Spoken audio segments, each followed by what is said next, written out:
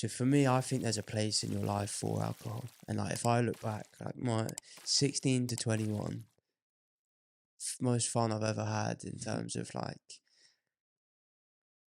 carefree, living for the weekend, loved it. Like I had a healthy relationship with alcohol. And I think your relationship with alcohol, like whether it's healthy or not, I'm talking about not how much you drink. I think that's a bit of a different topic. But what you feel like after you've drank, like, are you beating yourself up? Do you feel like you shouldn't have done that? If you spend a week wishing you hadn't done it and then go and do it again, I think that's unhealthy. But like, I didn't have any of that. I didn't question whether or not drinking was a good or bad thing for me. I loved it. I looked forward for it. I lived for the weekends.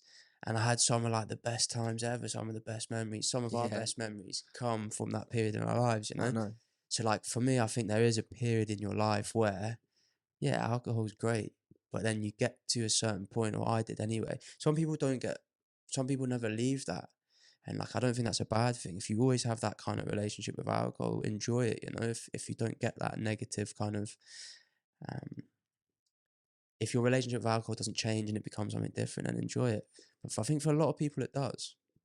And I don't know, you've probably had it the same, but I've since going like sober now almost 3 years, every time I'm out or I go to a social event or whatever, so many people come up to me and talk about being sober. They've obviously had a few drinks. And like we've had a few people reach out. I think our first episode we talked about it. So I think a lot of people, they grow out of that phase where alcohol is the best thing ever. Yeah. And it becomes different. And then it becomes an issue. Yeah, I think it starts to affect a lot of people's mental health. And especially in the society where we come from, you know, where we really take it to an extent that's like not worrying, but it's no wonder we're going to, you know, be hungover or coming down. And what I'm trying to say is like people burn themselves out, man. And I think that's what like the people who we've spoken to who say, you know, they don't do it, but they say, you know, I don't want to drink anymore. I don't want to drink more. They all say it's because of my head. Like it's everything that I think. And I think that's the downside of alcohol. I'm the same as you. Being a teenager, it was easily some of the best memories ever. I look back on it so fondly with so much nostalgia. Like, it's just like because alcohol gives you this euphoria that you cannot get anywhere else, and you cannot get it in such a short period of time.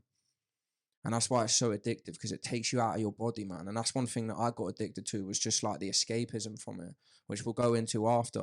But I think that's why it's like such an addictive thing, is because it absolutely just transcends you into somewhere else, man. And if you drink enough of it, like, you know what I mean, like a liter of vodka will take you to somewhere you can never get, me. And it's brilliant. And there's something in that you really love and you desire. And that's what me, like personally, that's what is attracted me to it so much. It's because like how I knew how I felt in my personal life, and I just knew where I could go like that, man, in the couple hours if I wanted to.